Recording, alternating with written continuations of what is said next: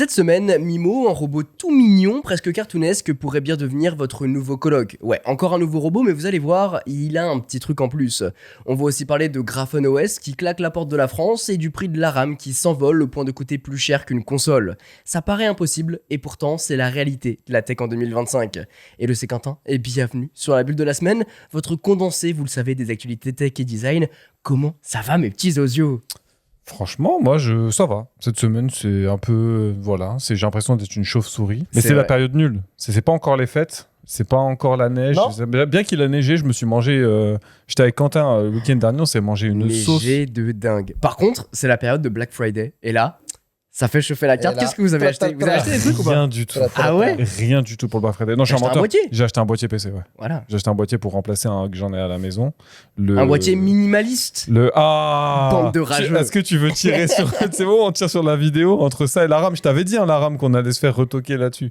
Ouais, viens, on refait le plan. Non, tranquille, on a Faut changé, remettre un peu de contexte. On a monté le PC Gaming. Vous le savez, d'ailleurs, il y en a certains qui ont commenté je crois que je sais pas si c'est sur Insta ou sur YouTube en disant ah oui, tu nous l'as teasé dans le podcast et tout, Oui. C'était trop bien, on est trop content de le voir. Ouais, il y a un commentaire. J'étais saucé et du coup les gens ont dit ouais mais c'est pas très minimaliste en vrai, etc. Alors c'est vrai que j'ai abordé la notion de minimaliste pas de la même manière que le terme classique du minimalisme, à savoir un truc très très sobre, très machin. Très lisse. Un truc qui s'efface quoi dans le décor. C'est ça. Exactement. Oui, là, effectivement, il y a des néons, il y a de la lumière. Voilà, et mon erreur, ça a été de ne pas mettre ces néons-là, finalement. De vouloir les laisser pour En vrai, ouais, montrer tu les aurais possibilités, éteints, alors qu'en vrai, j'aurais dû les éteindre Ouais. pour montrer aux gens ce C'est que c'est. minimaliste.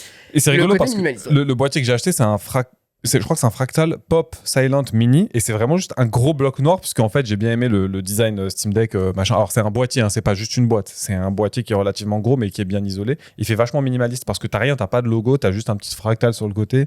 Les boutons ils sont dans une position un peu bizarre donc ça fait vraiment un espèce de gros monolithe noir. Ok. Mais c'est le seul truc que j'ai craqué pour le Black Friday. Mais oui, la vidéo, il y avait ça, il y avait la RAM qu'on avait branchée à mon erreur trop près du processeur. Mais qu'on a normalement- changé du coup après. mais en fait, on a changé au moment où on a fait le dépannage du water cooling. Parce que je dis, ah merde, attends, ils sont pas branchés au bon endroit. Mais on Sauf n'a que pas refait de plug On dans n'a la pas vidéo. refait de vidéo. Et je pense que ça se voit pas très bien parce qu'il y a certains b-roll que tu as fait où je pense que ça doit se voir. Mais avec la vitre, les reflets de la lumière, je pense pas que ce soit évident à voir. Mais oui, j'ai vu un commentaire genre entre la pompe et la RAM, ça se voit que monsieur est utilisateur d'Apple. Je suis en mode bah non, déjà j'étais là. Donc Et puis c'est autant de ma aucun faute rapport, et tout. quoi. Et vraiment aucun rapport quoi. Mathieu, Black Friday, un petit achat ? Non, moi le banquier m'a dit tu te touches à quelque chose, on te défonce ta race. Très bien, chef, j'ai levé les mains comme ça en l'air. Ouais. Après, j'ai eu de la chance, c'est que j'ai eu des produits qui sont arrivés pour la chaîne, dont notamment un truc que j'ai failli vous ramener, La veste. Beatstix. Ouais. Oh, incroyable. Ah, ça, la je veste veux avec grave tester. retour haptique là. La veste avec retour haptique pour la VR et pas que. Putain. Ça peut s'utiliser aussi pour tes jeux écran plat, genre Call of et tout, avec localisation de où on te tire dessus. Ah ça Ça, ferait c'est- beaucoup rire. Ah ça. ouais, je pense que Je ça pense doit que être je ramènerai, tu vois. incroyable. Là, je savais pas si on avait beaucoup de temps ce soir là pour tourner l'épisode, donc je l'ai pas pris, mais on se fera un petit kiff en Avec off. grand plaisir. Et puis si vous avez checké un petit peu la chaîne le week-end dernier, vous avez vu la vidéo sur la transformation totale de la pièce de Rewan. Et Ah oui, ça y est, ça Ça y sera est, ça sera y est, sorti ça à ce sort. moment-là. Normalement, si j'ai fait mon job comme il faut, et bah c'est sorti à ce moment-là. Donc Mathieu aussi découvrira le fin mot de l'histoire. Exactement. Parce qu'à part des photos, c'est vrai qu'il a pas vu grand J'ai chose. pas Bah, en fait, vu grand chose. Ça fait un petit moment que la pièce elle est prête. Le seul truc c'est qu'il y a eu les cadres qui sont arrivés un peu après pour les fixer. Ça a été un peu compliqué. Il a fallu reprendre des plans et tout ça. Ah oui, non, moi je viendrai voir que si c'est tout bien. Ah, mais là, c'est tout bien, là. propre. Là, bien. ça y est, c'est fini. Mais genre j'ai envoyé les dernières vidéos avant qu'on enregistre le podcast, tu vois. Ok. Ouais, et puis entre ça, toutes les sorties Et le tech, taf, quoi. le Ouais, taf c'est de ça. manière générale, c'est un peu l'épisode qui est venu Oui. à la fin. Mais pour finir, et toi, Quentin, t'as fait ton petit Black Friday, pardon. Écoute, je n'ai rien acheté aussi. Ça, bravo. Ah si, j'ai acheté un manteau. Un manteau Black Friday, ça va. Je pense pas que ce soit la promo vraiment. Non, c'est du moins 20%, moins 10%, un truc comme Ouais. ça. Mais bon, c'était pas ouf. Mais sinon, en fait, j'ai rien acheté de tech parce que j'ai besoin de rien, honnêtement. Un pour peu de l'instant. toi. C'est vrai, ça me fait plaisir. Mais après, on va pas se mentir, en ce moment, c'est pas non plus des promos de dingo, c'est Non. des 20%, 30%, c'est un peu aussi la période qui veut ça. Hein. Oui. Donc, n'hésitez pas à nous dire, dans tous les cas, sur Instagram, si vous avez craqué pour un petit produit. Ça pourrait faire l'objet éventuellement d'un épisode. En tout cas, je pense qu'on fera un petit débriefing à la fin d'année, éventuellement des produits qu'on a pu acheter, des produits qu'on vous recommande, quoi qu'il en soit. Et puis, nous, on se retrouve tout de suite après ça.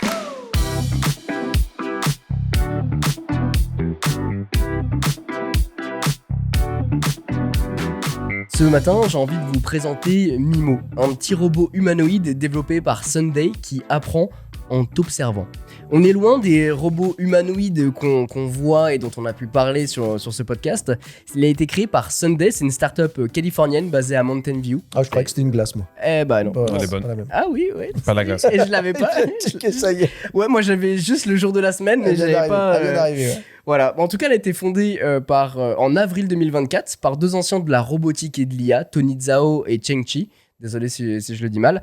Et le credo de Sunday, c'est de développer des robots domestiques autonomes, mais avec une approche radicalement pragmatique, plutôt que de chercher l'IA génératique, l'IA générique, ou la simulation parfaite. La startup mise sur la captation de vrais gestes humains pour entraîner Mimo. Donc on n'est pas sur de l'IA en disant il va apprendre, vous allez voir, il va capter, on va le mettre dans un univers, il va capter les mouvements et tout ça. Pas du tout. Le truc de Mimo, c'est l'imitation en temps réel. Mais c'est pas un truc qu'ils font les robots de Boston Dynamics maintenant?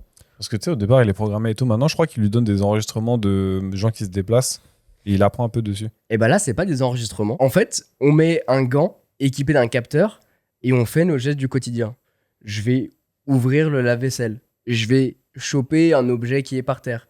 Et en fait, on va lui apprendre de manière mimétique les façons d'utiliser, d'ouvrir les objets de notre quotidien finalement. Ça me rappelle le robot de One X, là, je sais plus comment ça s'appelle, la boîte, mais celui juste en fait, t'apprends les choses, mais en faisant avec un casque VR, parce que c'était ça aussi. Tu sais, celui qui va être qui va être commercialisé l'année prochaine. Enfin, le Neo Gamma qui a changé de nom. Exactement. Et du coup, qui lui, va apprendre à faire des choses pendant des mois avec une téléassistance. Là, c'est juste différent. Exactement, c'est ça. Donc là, généralement, la plupart des robots actuels, ils suivent une même logique, à savoir, on leur apprend une tâche, ils doivent le généraliser, ils échouent souvent dans le réel puisqu'il faut qu'ils s'adaptent. Là, l'idée, c'est que même le robot plongé dans le réel, puisque tu lui montres le mouvement exactement, précisément comment tu le fais dans ton environnement, parce qu'évidemment, chaque robot va être différent en fonction de son environnement, on va pas avoir les mêmes choses par terre, on va pas avoir les mêmes interactions, parce qu'on n'en a pas les placards aux mêmes endroits, etc. Et bien là, il apprendrait de manière plus pragmatique, plus précise, d'une certaine manière. Ouais, mais ça casse un peu un truc dont j'entends beaucoup parler et dont Nvidia se vante beaucoup, c'est son fameux Omniverse, où normalement, c'était le truc que je vous avais expliqué, tu sais, la méthode Naruto, là, où en fait, on leur fait apprendre des choses dans un monde virtuel qu'on fait répéter sans cesse, et qu'après, en fait, il reste plus qu'à leur mettre le programme un peu comme dans Matrix, et en fait, ils sont censés savoir faire les choses dans le réel. Je trouve que de plus en plus, on voit des démonstrations de robots, et je trouve que cette fameuse théorie de l'omniverse et des bienfaits de l'omniverse pour rendre les robots très vite capables de faire plein de choses, je trouve que ça tombe un petit peu à plat. Donc je sais pas si c'est Nvidia qui finalement nous bullshit un peu avec ce type de technique marketing, ou est-ce que effectivement c'est ces robots-là qui n'ont pas accès à cette technologie-là, mais plus ça avance, plus je vois de moins en moins l'idée que ce omniverse-là fait le job du côté de la robotique. Après, c'est intéressant parce que ça pourrait être adapté aussi à ton utilisation, à toi et ton environnement personnel, tu vois. Exactement. Le fait d'avoir les tâches, comme tu as dit, de la vaisselle, sortir les plats du four, et justement, nettoyer, ce genre de trucs-là, en fait, au bout d'un moment, à force de les répéter, bah, il apprend. Il apprend et puis du coup, il répète correctement avec sa petite surcouche IA qui permet de dire ah là il y a un objet, là c'est pas comme d'habitude. Ouais, etc. mais moi ça m'a cassé un peu mon fantasme du robot en fait presque déjà prêt à l'emploi parce que ouais, il y a justement qui ils veulent pas ça avec Mimo, justement ils veulent pas d'intelligence, ils veulent pas faire de promesses futuristes, ils veulent vraiment avoir un retour à la réalité et en fait avoir des mouvements mécaniques presque naturels parce que tu le répètes. Mais on sent qu'ils font tous attention parce que même la société One X là, elle était très prudente en disant voilà il va y avoir une grosse phase d'apprentissage, les premiers acheteurs sont vraiment des early adopters qui vont devoir essuyer beaucoup les plâtres. On sent que mine de rien, il y a beaucoup de promesses et de... Parce qu'on nous dit en même temps qu'il y a je sais pas combien de centaines de milliers de robots qui sont achetés pour aller dans les usines, etc. Où là, effectivement, on est dans quand même un environnement beaucoup plus contrôlé, où les tâches répétitives vont vraiment se faire dans un endroit où il n'y a pas de bordel. Et enfin, il y a très peu de changements, on va dire, d'environnement par rapport au programme prévu.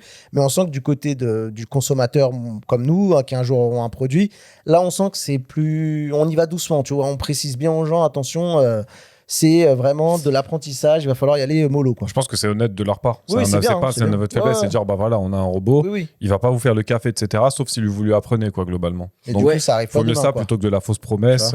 C'est ça, et en avoir- plus de ça, ils veulent ouvrir la porte au robot assistance immédiat. C'est-à-dire que, bon, bah voilà, il a pas réussi à faire le mouvement, c'est toi qui vas lui montrer précisément comment lui faire. Donc c'est un peu comme un bébé, hein, lui montrer comment faire les gestes, et ça évite ce passage de ah ok, bon, bah, on va appeler quelqu'un, il y a plus le côté intrusif, tu vois. Et puis en plus de ça, le robot a un côté un peu mignon, il ressemble un peu à, comment il s'appelle, le gars dans Super Smash Bros là. Waouh, j'ai pas la ref. Megaman. Non, justement, le petit avec la casquette là.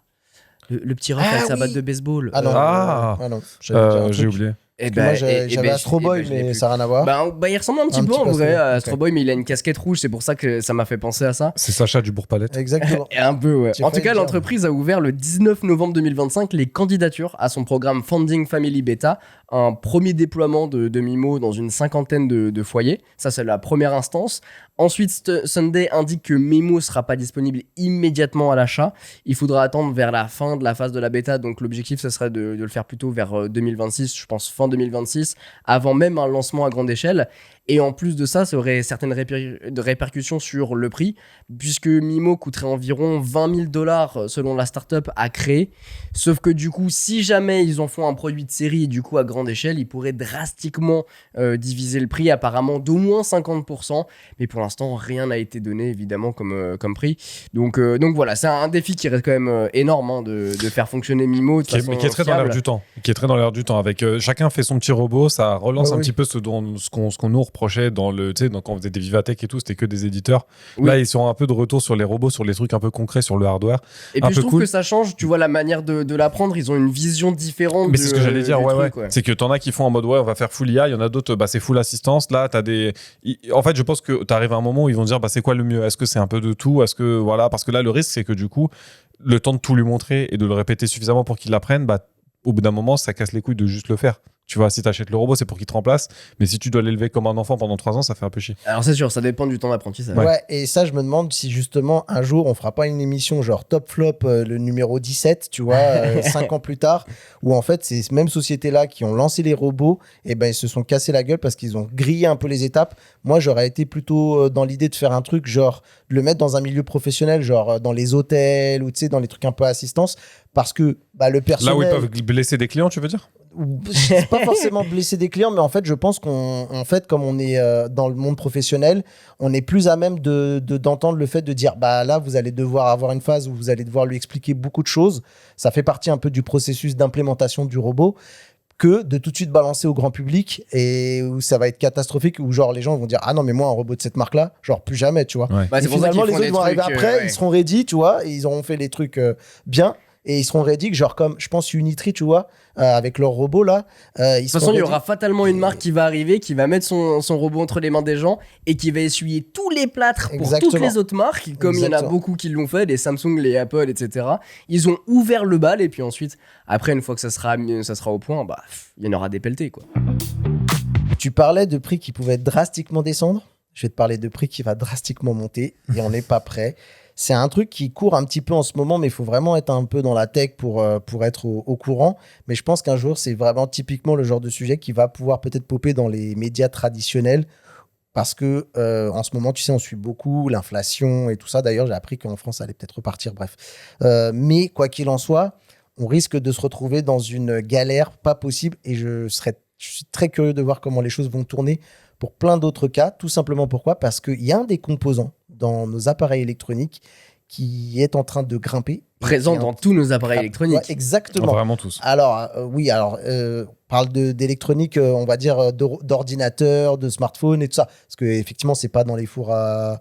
Je pense pas que ce soit dans les fours. Quoique ça commence, Si. en vrai, c'est possible que. Ouais, c'est possible. que si. Ils ont tous de la mémoire. Ouais, C'est pas de la DDR5, mais Et oui. spoiler, mais. Parce que voilà, tu spoil, mais c'est très bien, tu as fait avancer le sujet. On va parler de mémoire vive, la fameuse RAM qu'on retrouve dans nos ordinateurs, dans nos smartphones, Dans nos consoles. dans nos consoles de jeux, etc. Le prix est en train littéralement d'exploser. Et quand je dis d'exploser, on en est arrivé à un stade où, tu le disais en intro de cette vidéo, le prix pourrait atteindre déjà celle d'une PS5 Pro.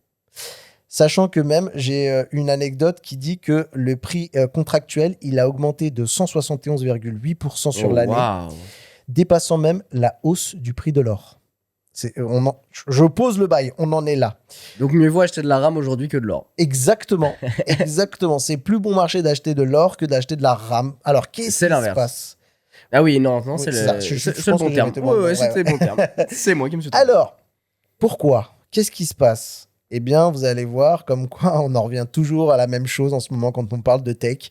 Eh bien, on va parler encore d'IA. Et oui, c'est la faute, encore une fois, à l'IA qui est donc la cause principale de cette augmentation, puisqu'en fait, la demande en mémoire a augmenté. Alors, il faut savoir une chose, c'est que la mémoire qui est utilisée dans l'intelligence artificielle, c'est une mémoire qu'on dit à haute bande passante. On dit de la RAM HBM, pardon. Pourquoi?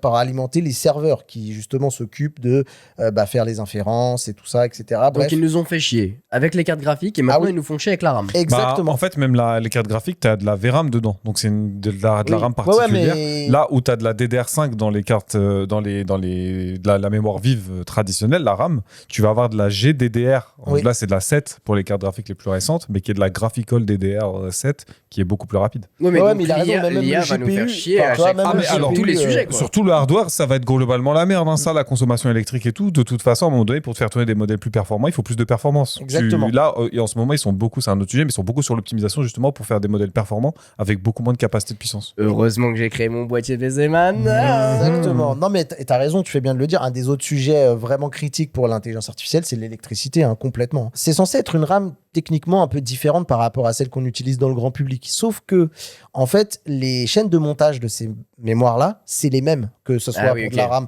haute performance ou de la RAM, on va dire, plus traditionnelle pour le grand public, la Donc, il y a fameuse moins d'unités. DDR4 ou 5, c'est la même chose.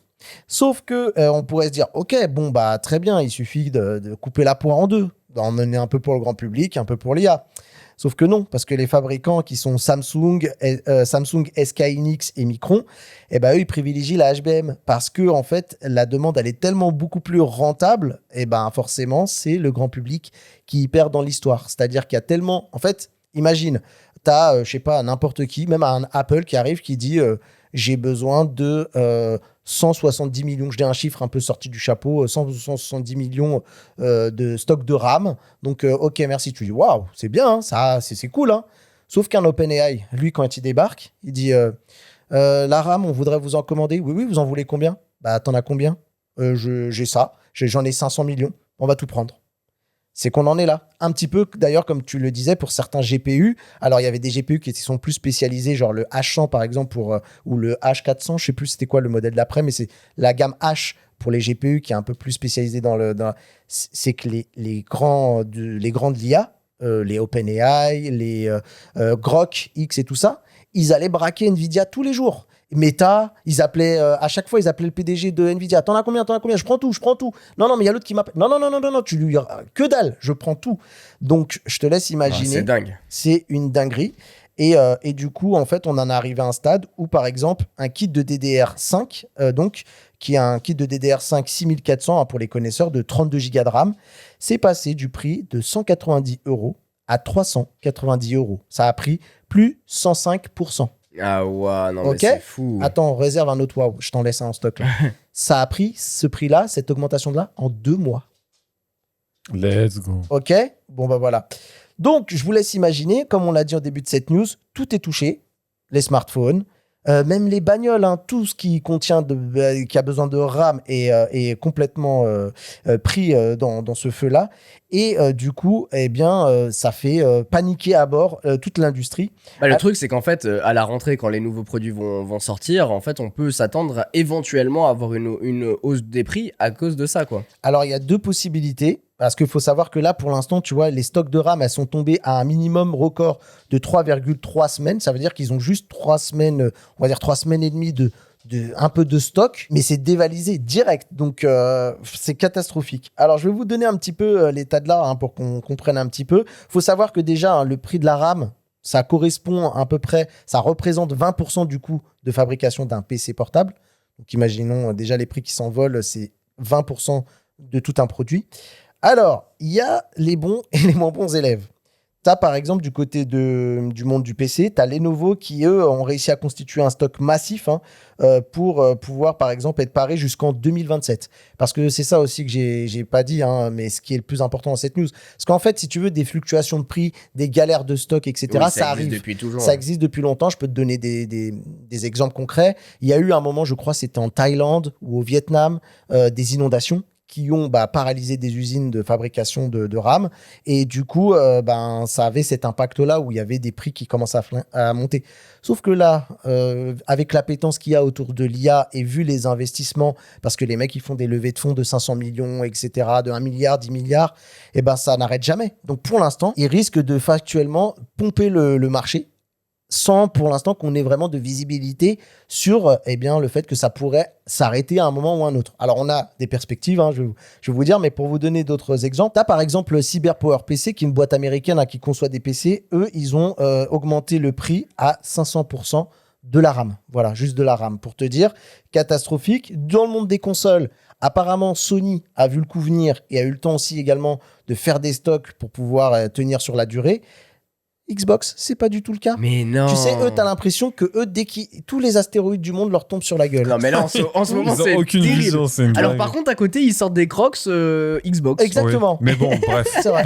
passons. Le marketing, voilà. Voilà, c'est un truc de ouf. Eux, ils enchaînent toutes les bavures qui peuvent possibles et imaginables. Incroyable. Ça fait que, tu vois, le prix de la Xbox, ça fait 2 fois qu'il augmente. Et il y aura une petite 3e fois. Passant le prix à... Alors, j'avais le prix en dollars uniquement, mais on serait autour des 750 $ pour le prix d'une Xbox. Déjà, les gens, ils l'achètent pas. Ouais, donc je te laisse imaginer.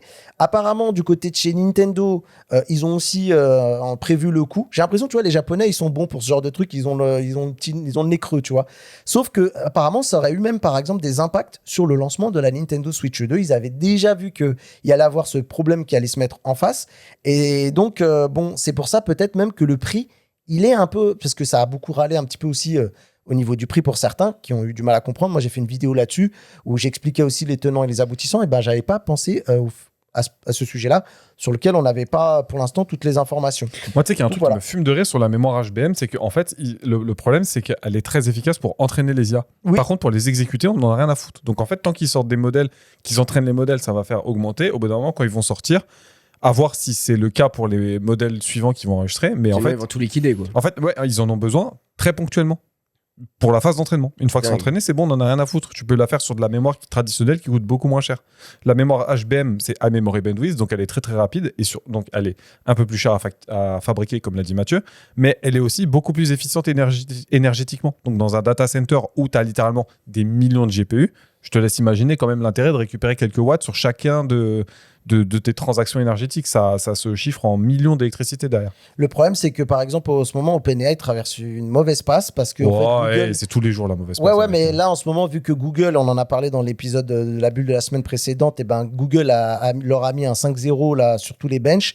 Il y a un peu une période de crise, donc je ne sais pas s'ils vont aller vers une fuite en avant où ils se disent il faut qu'on continue de se blinder à être le plus puissant possible, et donc ça ne va pas aider.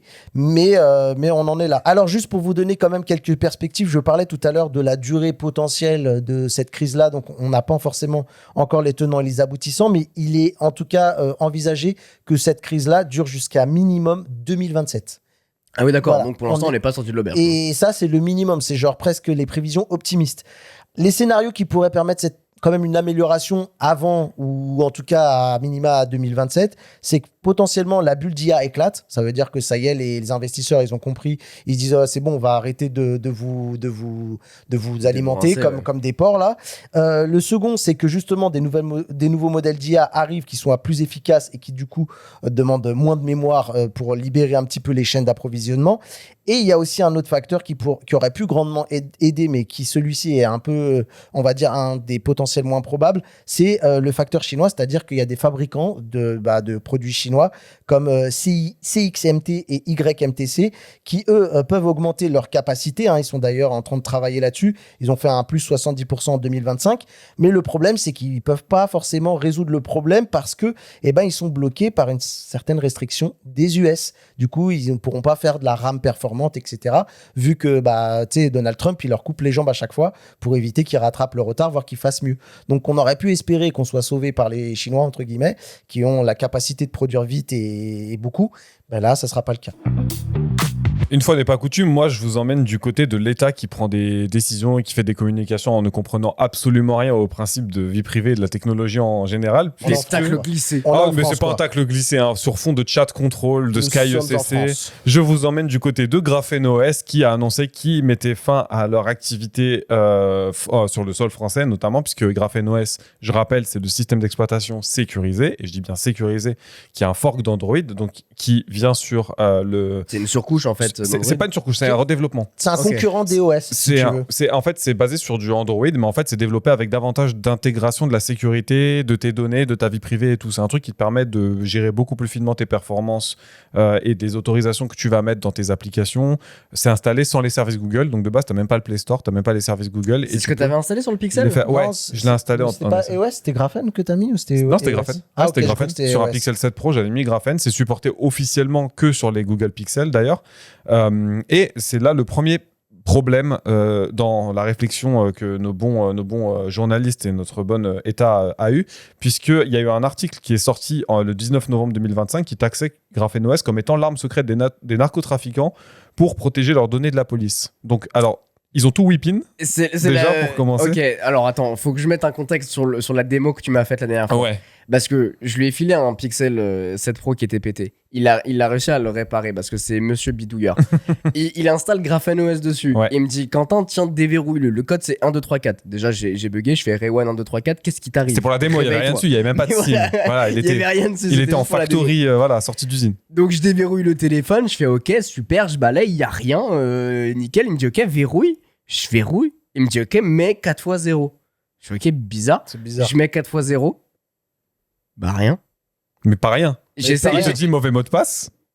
L'écran oui, c'est vrai. s'éteint. Oui, mais il me dit mauvais mot de passe, oui. L'écran s'éteint et en fait, je lui ai fait la démo de ce qui s'appelle la fonctionnalité de Duress Password, qui est en fait un mot de passe qui, quand tu le mets, il n'y a pas de warning, c'est genre mauvais mot de passe et en fait, il te wipe complètement ton téléphone. Donc il y a plus rien. Il y a Il plus te rien. réinitialise tout.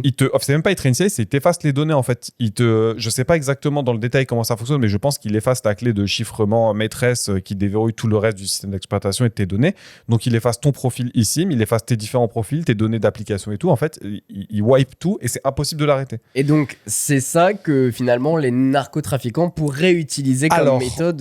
Oui et non, c'est-à-dire qu'il n'y a pas que ça. En fait, si tu veux, il y a plusieurs amalgames qui ont été faits, notamment sur les versions elles-mêmes forkées de Graphene OS qui sont distribuées avec un tas de surcouches de logiciels, etc., qui sont effectivement utilisés par des narcotrafiquants. Mais ils ont confondu le fait que Graphene OS fournissait un OS qui était respectueux de la vie privée avec les redéveloppements qui ont été faits par d'autres développeurs, mais dans un objectif plus de justement frauder, évader à la surveillance des États, etc. Où là, effectivement, ils n'ont pas compris que c'était deux développements différents.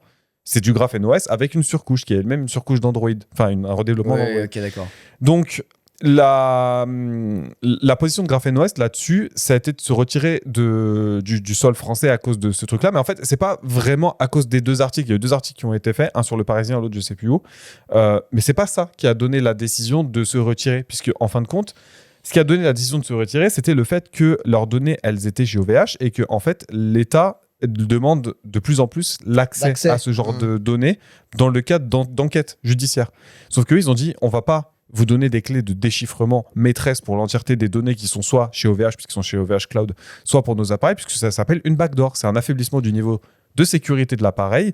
C'est une porte dérobée pour vous accéder à des données. Ça affaiblit la sécurité et donc la vie privée, qui est le porte-étendard, la pierre angulaire de Graphene OS et de ses développeurs, de leurs valeurs. Ils ont dit on va pas faire ça. Sauf peu comme Apple et le FBI, c'est un peu le même schéma. C'est exactement ça, sauf que en fait OVH c'est une société française. Donc elle est soumise au droit français et au droit européen. Donc ils ont dit écoutez, on va aller dans un autre pays qui est plus respectueux, potentiellement l'Allemagne, le Canada ou les États-Unis, là où on n'aura pas peur de se faire arracher nos données. Il y a eu une réaction d'ailleurs de Octave, le patron d'OVH Cloud, puisqu'il y a eu pas mal de tweets qui ont été faits par les équipes de Graphene OS en disant nos services, nos données sont chez OVH, on va bouger puisque de toute façon c'est une société soumise au droit français et tout. Lui il a réagi en disant attention les gars, votre communication elle est un peu bizarre. Nous on n'a rien fait. fait et on fera rien sur vos Oui, c'est serveurs. pas de la faute d'OVH. En fait, ils avaient Et on peur vous de prendre soutient. le shitstorm, en fait. C'est ça, et on vous soutient dans la démarche, on aime ce que vous faites. Et je pense sincèrement que C'est le cas, ouais. des différentes communications de ce qu'a fait Octave et tout, je pense vraiment que c'est quelqu'un qui soutient l'initiative. Le problème, c'est que même il peut soutenir ce qu'il veut. Si l'État lui dit, écoute, tu vas faire ça, sinon on va te poursuivre toi au Si pénal. Gérald Darmanin Il va- dit attention. C'est ça. Ils vont, Voilà. ils vont le faire, puisque, encore une fois, ils sont soumis à la loi française, donc ils doivent le faire. Et c'est pour ça que je te disais qu'il y avait un fonds de chat control. Chat control, c'était quoi? C'était de mettre des portes dérobées pour accéder au contenu données, des ouais. messageries Oui, ça, on le disait, chiffrées, etc. chiffré, ouais. Là, c'est dans les appareils. Donc, moi, ça me plaît beaucoup quand les politiques mettent un petit peu le doigt là-dessus, parce qu'en fait, ils comprennent rien. Ils essaient de prendre des décisions en partant du principe que l'affaiblissement de la sécurité, c'est une conséquence nécessaire pour protéger les gens. Sauf que Il punit si tu tout le reviens monde, dans quoi. les 1984, tous ces trucs-là, quoi. Oui, et puis en fait, Ouais. ils mettent tout le monde dans le même panier sans Et- trier, sans essayer de démêler le vrai C'est du ça. faux. C'est au lieu de par exemple de vraiment targeter le truc finement, bah non en fait ils brûlent tout comme ça. Ceux qui font les choses dans les règles mais qui veulent de la vie privée, ils en pâtissent aussi également. Et Voilà. d'ailleurs, quand ils sont partis, l'une des phrases qui a été prononcée par les développeurs, c'était C'était- que la France, avec les types de tensions qu'elle développait, etc., ça devenait un endroit qui n'était plus apte au développement des technologies open source et au respect de la vie privée. C'était quelque chose comme en ça. ce moment, c'est turbo flippant comme on a l'impression que la France ne fait que prendre des mauvaises décisions. On est jugé un peu pour tout, quoi. C'est Ouais, chaud. Hein. les- chaud. dis-toi que les développeurs se sont auto-déclarés interdits de travail et de séjour en France par mesure de sécurité, parce qu'ils se sont dit, si jamais ils viennent ici et qu'ils se font retoquer parce que ils font partie des développeurs de graphène et qu'on veut les prendre pour faire pression sur les autres équipes pour donner un accès, Ouais, ils se pour sont de- dit, on va même pas prendre le risque, on va pas venir. Donc voilà, ils se cassent d'ici. Donc tous les serveurs qui étaient ici, c'est les serveurs de leurs activités, les miroirs qui permettent justement d'afficher le site internet, d'afficher les forums, de distribuer l'OS que vous pouvez trouver très facilement. Ça me rend un peu triste tout ça, parce Ouais. que c'est encore une nouvelle décision qui va à l'encontre des principes de vie privée, de respect des données personnelles à l'heure actuelle, où on essaie de faire à chaque fois du juridique en disant oui, c'est important de respecter les données, de laisser aux gens la possibilité de savoir pourquoi leurs données vont être utilisées, c'est pour des pubs, etc. Mais d'un autre côté, on coupe les gens des initiatives comme ça sur fond, encore une fois, de climat anxiogène, de Ouais, climat menace terroriste, menace narcotrafiquante. Donc, prenez des experts, essayez de faire en sorte C'est ça. d'étudier un petit peu le sujet sérieusement et arrêtez de couper les pattes. Alors, attends, petite info pour terminer quand même, un truc un peu rigolo. Ils ont dit, mais de toute façon, si vous mettez ça en place, on va directement aller taper à la porte de Google et on va demander à intégrer les fonctionnalités de sécurité natives directement à Android. Comme ça, vous allez rien pouvoir faire, parce que de toute façon, ce sera un OS Google et tout est basé déjà sur Google. Je vous laisse avec une petite Putain, les gamins. une petite pointe d'ironie quand même, puisque parmi les 400 000 utilisateurs référencés qui utilisent Graphene OS, parmi ces utilisateurs, on a des gars de l'ANSSI, l'Agence nationale de la sécurité des systèmes d'information, qui est l'agence qui gère la sécurité des systèmes français et qui publie pas mal de papiers, qui est responsable de partie de la défense de notre territoire, qui utilise effectivement Graphene OS aussi. Ça me 400 000, c'est beaucoup. Hein. 400 000, c'est dans le monde, c'est pas mal en vrai. Hein. Mais c'est très facile de l'installer. Pour ceux qui sont un peu... C'est pas forcément pour les barbus. L'interface, c'est comme du Android. Si t'es un peu féru de protection de vie privée, en vrai, c'est un must. Écoutez, avant de terminer, je vous propose d'écouter la petite question de la bulle vocale de Jean, qui nous a envoyé son petit vocal. Alors n'hésitez pas, si vous voulez faire comme Jean, à utiliser la bulle vocale qui est en description de l'épisode. Vous enregistrez votre question, votre remarque. Comme ça, on peut vous écouter et vous répondre directement. Alors déjà, pour commencer, bonjour les gars, je me présente, je suis en 4e et je voulais vraiment vous remercier pour tout le contenu que vous produisez, que ce soit podcast ou vidéo, vraiment, ils sont super. Et je me posais une question en cours de techno, est-ce que vous aimiez, vous, quand vous étiez gamin, les cours de technologie au collège et plus généralement, est-ce que vous étiez passionné de technologie quand vous étiez petit? En tout cas, merci beaucoup pour ce podcast et pour toutes vos vidéos, elles sont vraiment géniales. Allez, ciao! C'est vrai que trop mignon. technologie, C'est trop mignon. ça Il nous rejoint avec le ramène, domaine. il nous ramène loin. Hein. Ouais. Mais merci beaucoup, Jean. Merci beaucoup Jean en Ça tout fait cas pour plaisir, ça. Tu régales. Ouais, ça nous ramène, Ouais. nous ramène dans le passé tout C'est ça. vrai. En vrai, on se connaissait même pas, hein, parce que nous, on s'est rencontrés Non. au fin collège, début lycée, en vérité. Ouais. Donc, Les gars, la technologie pour vous au collège, ça donnait quoi? C'était éclaté au sol. parce que c'était pas génial. Hein. Éclaté au sol parce que il n'y avait pas envie de montrer des choses qui potentiellement. En fait, je trouve que pour intéresser les gamins, c'est bien de leur ramener une petite carotte, notamment sur ce genre de matière-là, tu vois. D'essayer de pas imposer un truc pour essayer de l'imposer en disant ça fait partie du programme scolaire, et c'est un peu comme ça malheureusement que j'ai vécu mes cours de techno, genre on va apprendre ça, quel intérêt? Zéro. Ça, comme les autres matières, c'est un peu lié à la tête du prof aussi malheureusement. T'en as qui donnent envie d'apprendre la matière. Sans doute, ouais, bien sûr. Il y a toujours une part où le prof il est important, parce que s'il arrive à entraîner ses élèves avec lui, tout le monde embarque. Mais alors technologie pour vous, ça veut dire quoi? Vous avez fait quoi dans ces classes? Parce qu'il y a plein de trucs en fait. C'est ce que j'allais dire. Ça vaut tellement de domaines, j'ai fait tellement de choses en fonction de la classe dans laquelle j'étais. Il y avait beaucoup de trucs. Alors moi je me souviens de 3 trucs, mais j'ai un peu du mal, faut que j'aille les chercher loin. Le premier, c'était un site internet, genre en HTML de base, tout pété, c'est-à-dire c'est vraiment un site vitrine, tu codais toi-même de zéro, t'apprenais les balises, machin. Ça c'était pas au lycée, ça? Non, c'était au collège. Ah non, moi c'est vraiment collège. Techno. Après c'était éteint, c'était des vieux sites, vraiment, c'était tout. Non mais attends, moi en 6ème, je me souviens encore du nom de ma prof que je ne citerai pas ici, je vais le faire, Madame Boutet. Cette meuf, elle avait une feuille avec dessus tous les périphériques d'un ordinateur, donc l'unité centrale, l'écran, l'enceinte, le clavier, la souris. Et elle nous expliquait que il faut d'abord allumer l'écran, ensuite allumer l'unité centrale pour ne pas abîmer ni l'écran ni l'unité centrale. Et lorsqu'on éteint la machine, on éteint d'abord l'écran et ensuite on éteint l'unité centrale. On était à ce niveau-là. Mais c'est pour ça que je vous disais, la technologie est radicalement différente d'une classe à une autre. Tu sais que je crois que je l'ai eu ça au lycée. Genre en mode comment ça fonctionne l'ordinateur, ça c'est le processeur, ça c'est la RAM et tout. J'étais en mode oui, bon ça jusque là je connais, madame, je possède dans moi c'est un personal computer, mais non je l'ai pas fait au collège ça. Donc au collège j'avais ça, développement de site internet. J'ai eu un projet de fin d'année où c'était faire la petite voiture avec des piles. Tu sais, en fait, tu l'as fait de zéro, donc tu prends le plastique, tu le fais chauffer, tu le tords un petit peu, tu fais les trous, tu mets les roues, tu mets les piles, et quand tu les mets, tu as un petit bouton, tu appuies dessus, ça fait avancer ça alimente un ventilo qui pousse les roues, enfin qui pousse la voiture naturellement. Et j'ai une anecdote. Une Brabham, tout simplement. Juste une Brabham, une Brabus même finalement. Une Brabham, oui, la Brabham T40, BT40, je sais plus exactement, c'est la Formule 1 avec c'est une Formule 1 avec une turbine d'avion derrière. Avec un ventilo à l'arrière, effectivement. Que je suis, merci. Et il y avait une fois, je me souviens ils avaient une espèce de graveuse, tu sais, où tu mettais une petite tête dessus et ça te gravait dans une espèce de plaque de plastique colorée. Le nombre que j'ai usé, je me suis fait des plaques à plus savoir quand en foot avec écrit Rewan, machin et tout ça, parce qu'en fait, ils disaient, on en a, donc faites ce que vous voulez. Donc tu le faisais sur l'ordi, tu faisais ta petite gravure et puis ça le gravait dans le truc, j'adorais ça. Voilà. Donc pour répondre à Jean, j'aimais bien la techno, mais j'aimais pas tout. En fait, ça dépendait des sujets, parce que sur 4 ans de...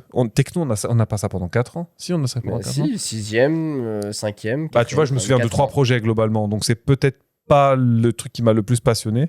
Mais il y avait des trucs intéressants. Je trouve que c'est trop random. Il y a trop de trucs différents. Et comme tu disais, ça dépend vachement du prof et de ce que tu vas apprendre. C'est vrai que moi, j'en ai pas un souvenir hyper probant, parce que tout simplement, j'ai vraiment l'impression que c'était la matière add-on. Tiens, vas-y, on va rajouter comme ça. Comme la musique, et puis le dessin. Encore la musique, tu vois, t'as l'histoire de la musique, tu peux apprendre des trucs, tu peux apprendre un morceau, expliquer d'où vient le morceau. Enfin bref, il y a plein de trucs. Techno, c'était vraiment le truc de... On sait pas, prof, freestyle, fais ce que tu veux, frérot. Mais moi, c'était vraiment le truc, j'ai aucun souvenir quasiment, tellement ça m'a pas marqué. Je crois que juste, je me souviens d'un truc, genre on a pris une pile, on mettait une ampoule, voilà, et ça allume l'ampoule, c'était un peu ce niveau-là. Ah ouais. Voilà, 0. Alors je sais que je suis vieux, mais on était quand même déjà arrivé à une ère où il y avait quand même un peu de technologie, mais je crois qu'il y avait 0 envie de montrer quelque chose d'ultra passionnant. Alors après, peut-être que moi, j'étais pas sensible non plus à la tech, parce que ça arrivait bien plus tard. Mais quoi qu'il en soit, alors que pourtant, tu vois, étant gamin, petite anecdote, j'adorais péter mes objets électroniques pour voir ce qu'il y avait dedans. Moi aussi. C'était le genre de... Alors moi, je réparais rien du tout. Je pétais, je foutais le seum à mes parents. Moi, je pétais, je foutais le seum à démon à mes darons. C'était fin. Mais par contre... Ouais, non, franchement, la techno, je sais pas à quoi ça ressemble d'ailleurs aujourd'hui. Ça serait marrant de. Ouais. Ça serait marrant. N'hésite pas, Jean, si tu veux nous refaire une partie 2, à nous dire à quoi ressemblent les cours de techno aujourd'hui. J'espère que vous faites des iPhones, des dingueries, et voilà.